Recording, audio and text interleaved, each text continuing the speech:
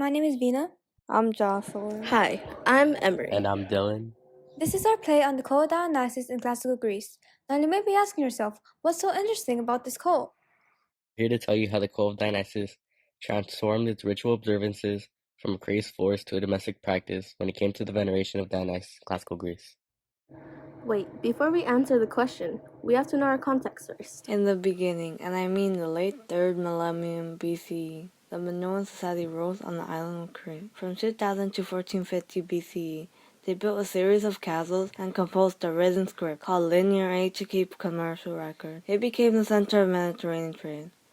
A series of earthquakes and volcanic eruptions hit the island of Crete. Minoan society faced outside invasion because of Minoan wealth. The Minoan society fell. Meanwhile, in 2200 BCE, the Mycenaean society rose in southern Greece. In 1600 BCE, the Mycenaeans began to trade with the Minoans and eventually expanded their influence outside the Greek peninsula. This led to the Trojan War, a conflict between the Mycenaeans and the city of Troy in Anatolia. This created chaos in the Mediterranean and made it impossible to maintain stable government. As an effect, we see the rise of Greek city-states of Poli, who are independently run. Okay, so now that I know when this all goes down, let's answer the question already. Many Greek city-states at first rejected the cult of Dionysus because of its foreign origins and its wild, drunken rituals.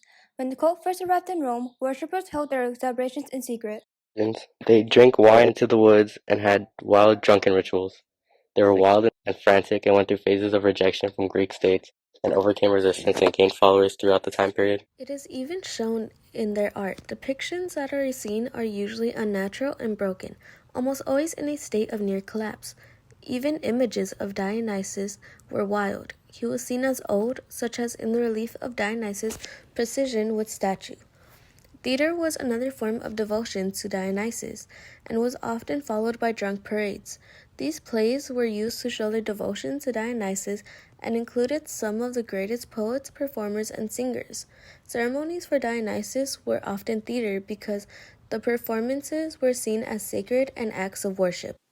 What's the cause of this change, you may ask? Dionysus freed men through drunkenness and inspiration. He became a god of holy inspiration because he filled men with his spirit to write and act gloriously. This view of him became way more important than the early ideas of him. As Dionysus' cult began to evolve, so did their art. Unlike earlier depictions, Dionysus began to embody more traditional Greek desires. He was sculpted in a younger and beauty-filled way and became more tamed, and theater began to blossom, though they no longer had wild festivities. After theater, they would soon catch the attention of other societies and begin to spread. It would also become a way to tell Dionysus' story. The life of the tragic god was expressed in heartfelt plays. They displayed his suffering, which consisted of what led to his catastrophic death and his resurrection. Hold on, how do you guys know all this information?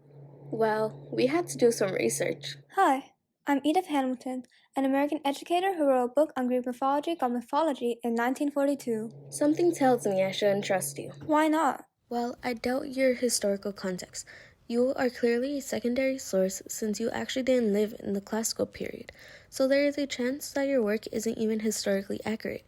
On top of that, you compiled information from other sources in order to write your book in the first place. So what if there might have been a mistranslation from the accounts in classical Greek literature? Greek mythology itself has many variations, so who are you to claim that your book is factual? Because it might as well I'm not. editor John M. Wickersham, and I published Dionysus in the 2000s. Why should we trust you? The cult of Dionysus was known for being a mysterious cult.